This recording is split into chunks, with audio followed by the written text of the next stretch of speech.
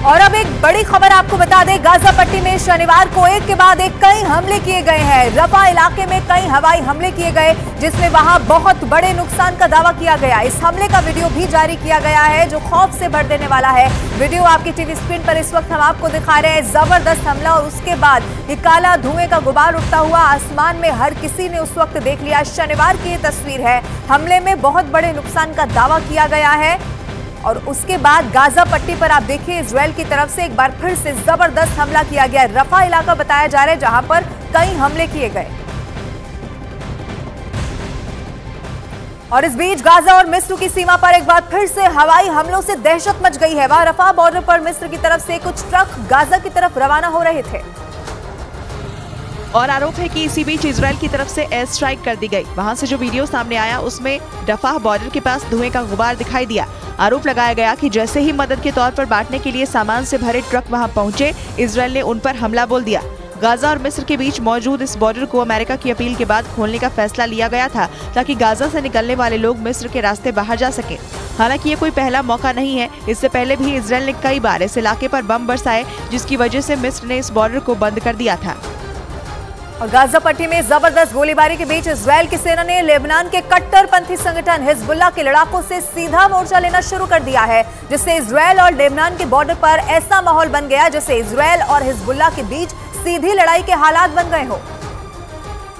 क्योंकि इजराइल की वायुसेना ने हिजबुल्लाह के लड़ाकों को दक्षिणी लेबनान में घुसकर मारा और सबूत के तौर पर एयर स्ट्राइक का वीडियो जारी किया, जिसमें पहले एक ठिकाना उड़ा, फिर दूसरा और फिर तीसरा, जिसके बाद ये सिलसिला यूं ही चलता रहा और दक्षिणी लेबनान में हिजबुल्लाह के ठिकाने एक एक करके राख के ढेर में बदलते रहे।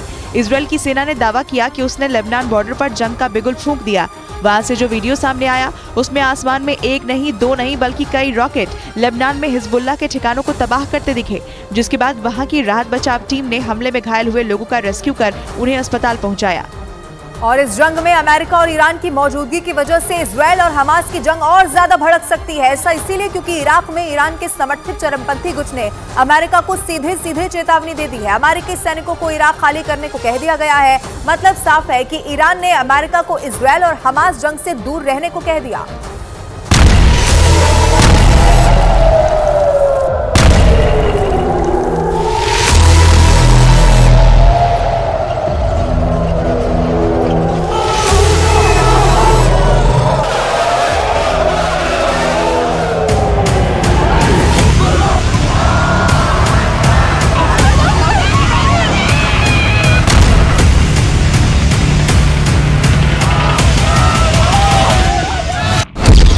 ईरान ने सबसे बड़े युद्ध की तैयारी कर ली।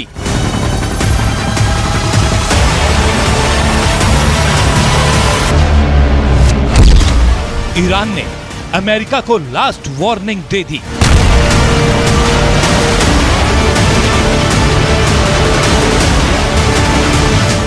अब इजराइल की जंग और भड़क जाएगी।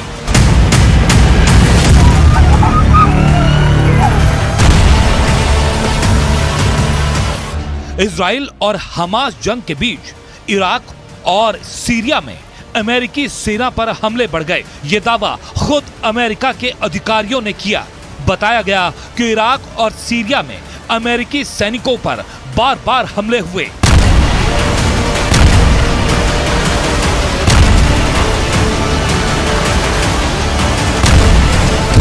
अब इराक में ईरान के समर्थक लड़ाकों ने अमेरिका को आखिरी चेतावनी दे दी है। अमेरिकी सेना को इराक खाली करने को कहा गया है। चेतावनी जारी कर कहा गया कि अगर अमेरिकी सेना ने जगह खाली नहीं की तो उनके बेस और ठिकानों पर हमले होंगे।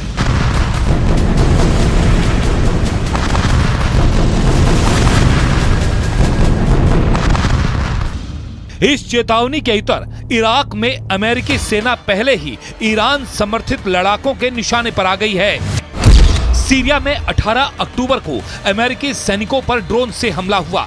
इसमें सैनिकों को मामूली चोटें आईं, जबकि दूसरे ड्रोन हमले में अमेरिकी सेना ने ड्रोन को मार गिराया। 19 अक्टूबर को पश्चिमी इराक के एन अल असद हवाई बेस पर ड्रोन और रॉकेटों से हमला किया गया। इस हमले में अमेरिकी सेना के बेस को निशाना बनाया गया।